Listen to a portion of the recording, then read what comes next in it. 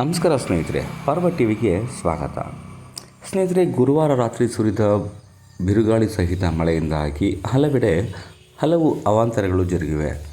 ಪ್ರಮುಖವಾಗಿ ಮದ್ದೂರು ಮತ್ತು ಕೊಪ್ಪ ನಡುವಿನ ರಸ್ತೆಯಲ್ಲಿ ಹಲವು ಮರಗಳು ಮತ್ತು ವಿದ್ಯುತ್ ಕಂಬಗಳು ಮುರಿದು ಬಿದ್ದಿದ್ದು ರಸ್ತೆ ಸಂಚಾರಕ್ಕೆ ಸಂಪೂರ್ಣ ಅಡ್ಡಿಯಾಗಿದೆ. ಹಾಗಾಗಿ ಬಸ್ಸು ಸೇರಿದಂತೆ ವಿವಿಧ ವಾಹನಗಳು ಪರ್ಯಾಯ ಮಾರ್ಗವನ್ನು ಅವಲಂಬಿಸುವಂಥ ಪರಿಸ್ಥಿತಿ ನಿರ್ಮಾಣವಾಗಿದೆ.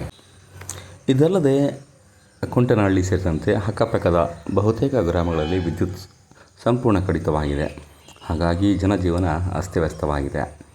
ಒಂದೆಡೆ ಮಳೆಯ ಆರ್ಭಟ ನಡೀತಿದ್ದರೆ ಮತ್ತೊಂದು ಕಡೆ ಮಳೆ ಇಲ್ಲದೆ ಜನಜೀವನ ಪರದಾಡುವಂಥ ಪರಿಸ್ಥಿತಿ ನಿರ್ಮಾಣವಾಗಿದೆ.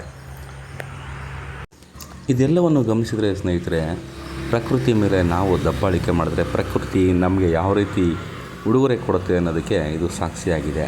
ಇನ್ನಾದರೂ ಪ್ರಕೃತಿ ಮಾತೆಯನ್ನು ಉಳಿಸ್ಕೊಳ್ಳುವಂಥ ಪ್ರಯತ್ನನ ನಾವೆಲ್ಲರೂ ಮಾಡೋಣ. ಧನ್ಯವಾದಗಳು.